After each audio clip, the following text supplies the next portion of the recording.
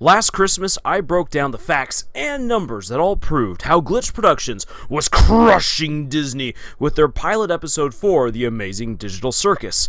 With one indie cartoon, a small silly studio out of Australia made more money than Disney had in their entire annual theatrical run and had garnered worldwide acclaim and a massive fan base along with it. Today, 2 months after the second episode of the series, Candy Carrier Chaos, has premiered, just like with the pilot episode, I'm going to do some number crunching to demonstrate that Glitch and the Amazing Digital Circus are not only crushing Disney yet again, but all of Hollywood as well. And nobody is talking about this. And you're riddled with theatrical duds and streaming disasters. Not to mention everyone is going stupidly political and trying to somehow weave that into the conversation. If they were all to step back and assess what is actually going on with the Amazing Digital Circus, it might be more embarrassing than anyone would want to reveal. Maybe that's why the mainstream media and most Hollywood pundits, even critics here on YouTube, are avoiding this breaking news. Anyway, let's dive into it. I'm fine with doing whatever, as long as I get to see funny things happen to people. Alright, Gangle, when we catch up to them, I'll jump over, crawl inside, and shoot them repeatedly until they're unrecognizable.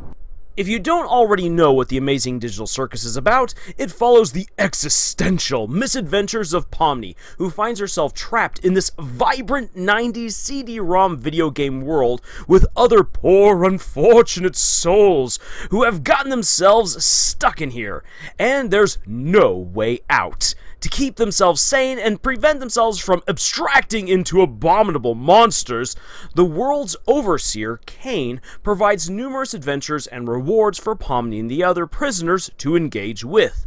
In the most recent episode, Pomni goes to a candy wasteland reminiscent of a Mad Max movie. She and one of the NPCs, Gummy Goo, glitch off the map and end up where the adventure is stored for later use. For the first time since arriving at the circus, Pomni takes the opportunity to do something genuinely good and helps the syrup bandit Gummy Goo come to terms with his own existential crisis. Doing so finally helps Pomni take a very important step forward in dealing with her own imprisonment within the digital circus. For a full breakdown and analysis of that, check out my video for episode 2. Now, this episode is currently standing at over 100 million views. That is a bonkers good numbers. On its own, it's one of the most successful pieces of indie animation in YouTube history. When you put it, however, into context with the pilot episode, which currently stands at over 331 million views, Candy Carrier Chaos is part of a phenomenon that is putting Hollywood to absolute shame. And to help illustrate why that is, let's get even deeper into these numbers. I don't know what I'm looking at here. We saw Gloin carry one of Zubal's pieces down there, remember? Oh, yeah. Thank you for the recap. Boy, we're not very good at this, are we? First, we need to evaluate the mega success that this episode is. 1 million views on any YouTube video will earn you anywhere between $1,000 to $6,000, all depending on watch time.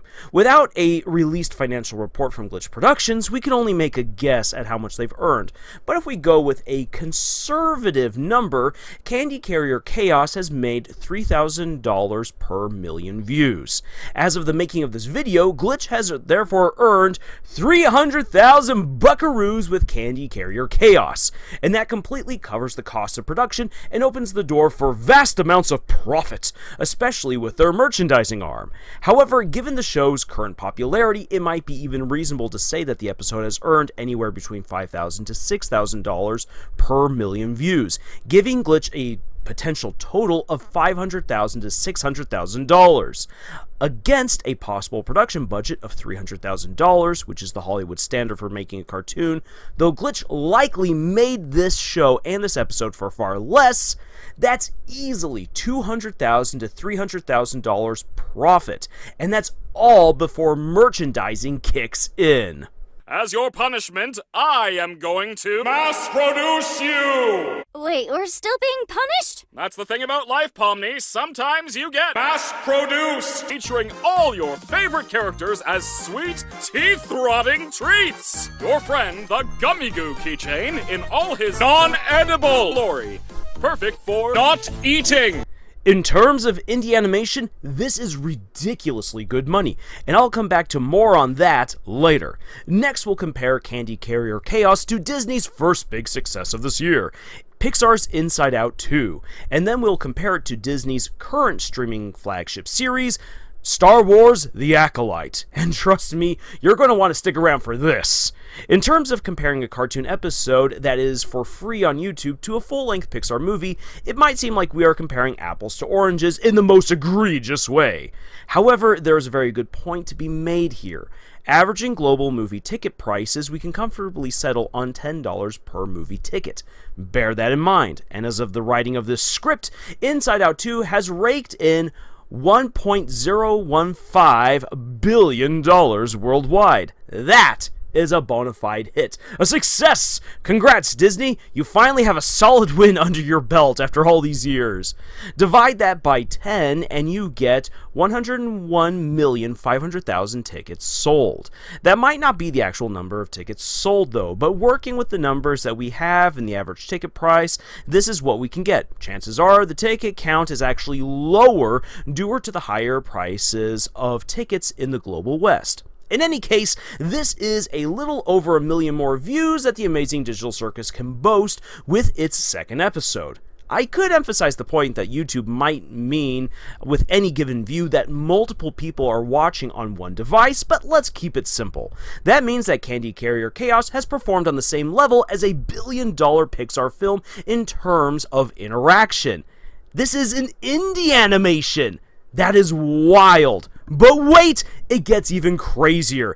Disney has been doing everything possible to make a big deal of their new flagship streaming show, Star Wars: The Acolyte. This series opened to 4.8 million views on its first day, and it's been going downhill from there. Candy Carrier Chaos eclipsed that in one day. So, well, maybe that's a bad comparison. Let's look to Netflix's massive hit with the newest Bridgerton season, which has had an opening viewership count of 40 million according to Netflix. Very nice. But in the same amount of time, Candy Carrier Chaos opened to more than 50 million views. And that easily surpasses The House of the Dragon on HBO Max, which has opened to some really good acclaim and millions of views more than The Acolyte, but is still way less than this indie animation. Sure, YouTube, Disney+, Netflix, HBO Max, and all those other streaming sites all have slightly different ways of counting what is a view and what isn't, but there's no denying it! Glitch Productions is performing on par with Hollywood and streaming blockbusters, and is doing it at a fraction of the cost. And what about all of that impressive money Inside Out 2 is raking in? The sad thing is that all those earnings are likely going to be devoured by the production black hole that is Disney's Star Wars, and more reshoots for the live-action Snow White remake, and yet another round of reshoots and a script rewrite for Captain America 4, Brave New World. All of those hundreds of millions of dollars are getting gobbled up really quickly. Likewise, Netflix partners with numerous studios to ensure the production for many of their shows and movies.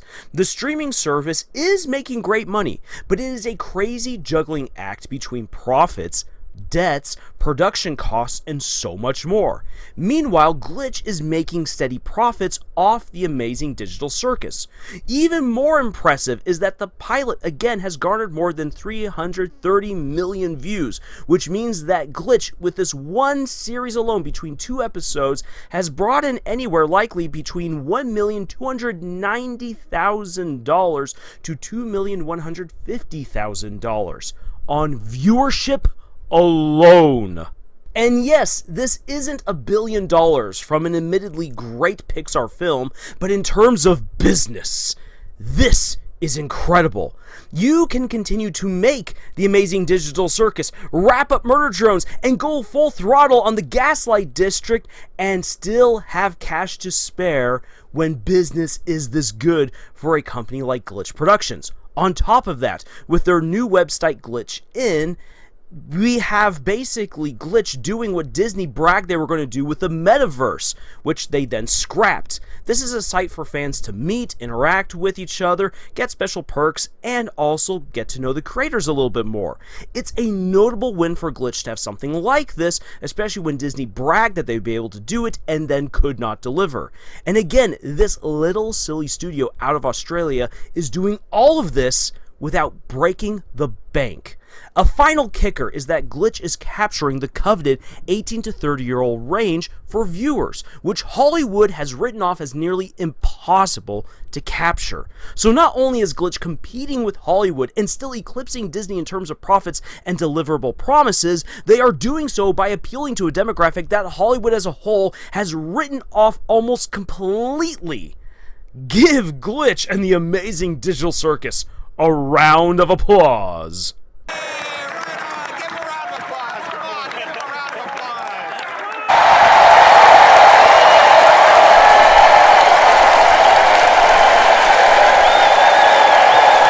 Now, there is an interesting trend happening with the Amazing Digital Circus that needs to get pointed out. The series has undergone a more than 66% reduction in viewership. That is on par with the disastrous decline of The Rings of Power. Yeesh. Or, if we are more accurate, comparing the pilot to Candy Carrier Chaos to where they both stood or currently stand at 2 months after premiering, 170 million views to 100 million views respectively, that is a 58% reduction. That is still a very heavy hit. It's then curious to see that despite the large decline, the Amazing Digital Circus is still so incredibly successful and widely popular. I'm curious to see where the third episode ends up in the same 2-month marker in comparison to the pilot and Candy Carrier Chaos. The trend will let us know if the series is bleeding viewers and or significant holds in rewatches, or if this is just an incredibly colorful, existential, horrifying flash in the pan.